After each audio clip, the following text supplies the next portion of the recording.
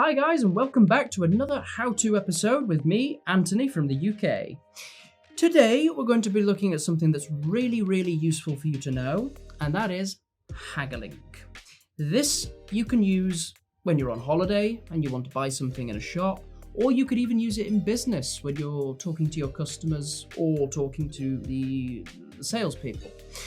Now, what is haggling? Well, in Italian, a lot of people would describe this concept using the word negotiate.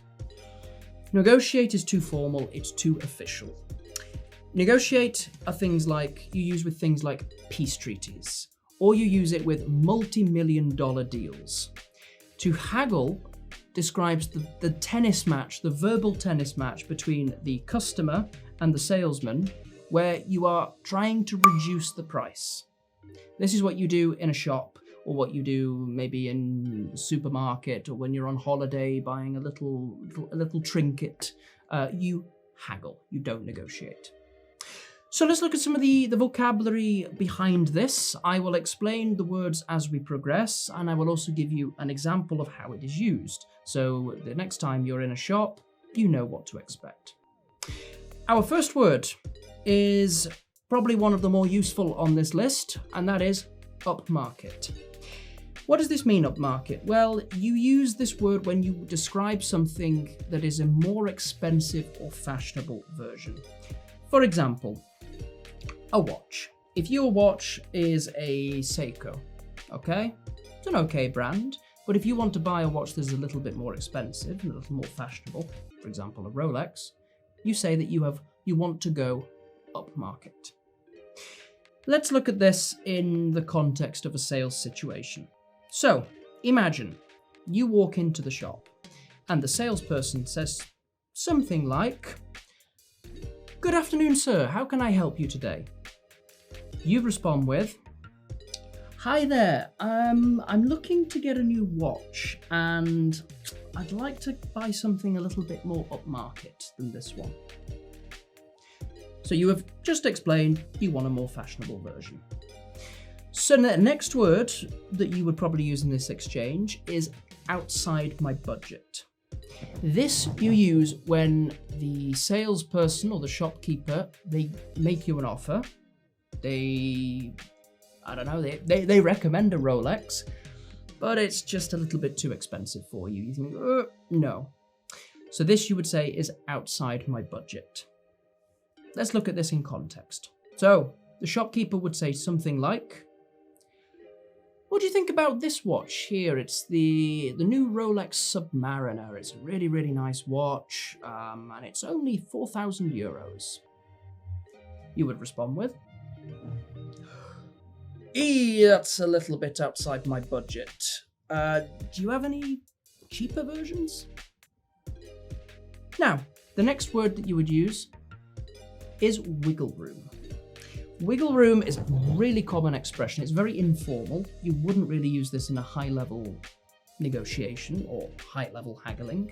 And wiggle room means the ability, the possibility to lower the price by a little bit. So if they name you a price and you ask, "Is there any wiggle room?" you're asking, "Is it possible to reduce a little bit?" So imagine the shopkeeper has just offered you a new version. Let's look at this in the example. The shopkeeper says, "Okay, if that's outside your budget, then okay, we have this watch here. It's 2,000 euros. It's a very good watch, and it comes with some insurance. It's only 2,000 euros. You respond with,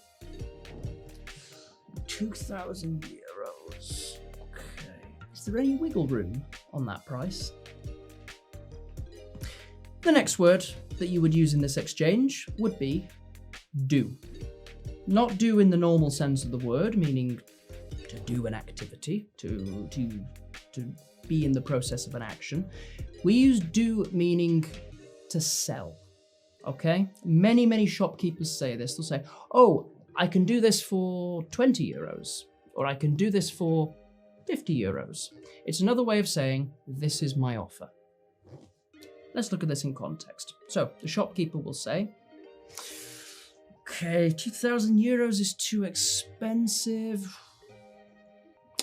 I can do this for 1,500. Good deal. 500 euros down. Way. So you respond with, okay, that's not bad, that's not bad. You would then go on to explain, to negotiate the little details, which brings us to our next word, to knock off. If, even in that wiggle room, you're happy, but you want a little bit more, because why not? You would use the verb to knock off. You knock something off. This means to reduce the price a little bit more.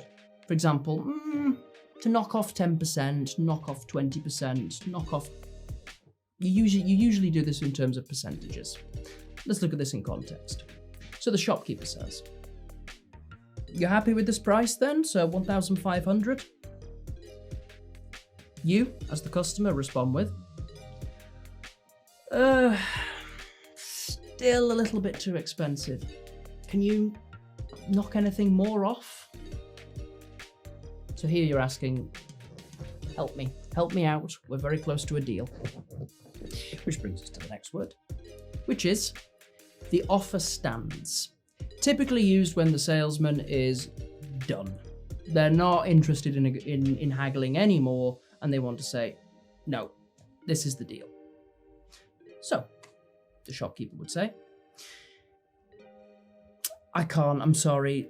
I also have a cost price. The offer stands at 1,500. If you want, you can try to haggle a little bit more, but depending on the situation, if it's a watch like that, good luck. So our next word that you would use would be throw in. Really, really common phrasal verb. This means that you are including something extra, but for free. You are throwing in something extra, for example, insurance or a free gift. Something to help persuade the other person to buy this. So, as the customer, you might ask, could you throw in something extra? Maybe some insurance? Some extra insurance? I know you said there was already a little bit of insurance, but can you throw in 2-year insurance? Maybe that would work. And if they're okay with that and they accept it, they might say, deal. And by saying this means that either you or the shopkeeper agrees to this terms, and it's typically followed by a handshake. For example, okay, I'll extend the insurance plan. I'll throw you in an extra 2 years insurance. Deal. And then you shake hands.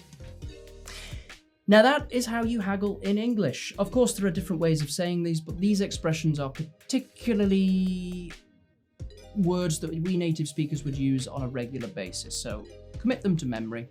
Comment down below if you knew any of these words before, or if there were some that were particularly a surprise to you. Make sure that you like this video if you enjoyed it. Subscribe to our channel for more content like this, and turn on the bell icon to switch on notifications. Thank you very much. See you soon.